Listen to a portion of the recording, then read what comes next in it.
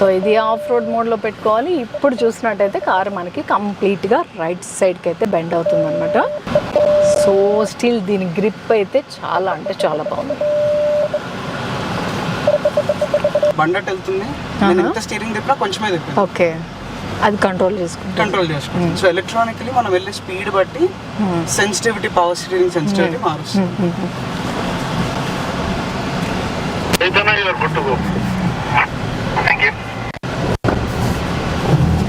Spotters, I said customer is driving Grace Koda.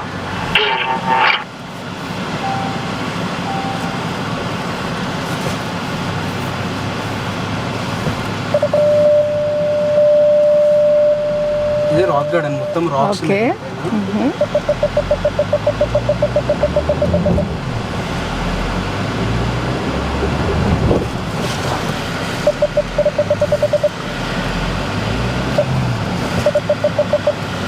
ఏంటంటే ఎంత rough terrain, like for example లే, లదాఖ్ ఇట్లాంటి rough terrains ఉంటాయి కదా, అక్కడ స్మూత్ గా వెళ్ళచ్చు.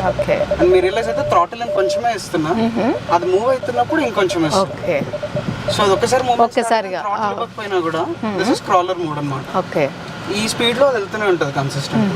ఇదన్నమాట Skoda Kodiak of road drive ఎలా ఉంది అనేది అయితే నేను ఎక్స్పీరియన్స్ చేశాను. ఎక్స్పీరియన్స్ చేస్తూ మీతో కూడా షేర్ చేసుకున్నాను అనమాట. కానీ ఒకటే బాధ, డ్రైవ్ చేయలేకపోయాను. Next time better luck. కానీ స్కోడా కోడియాక్ మాత్రం దాని సూపర్ పర్ఫార్మెన్స్ అయితే చూపించేసింది.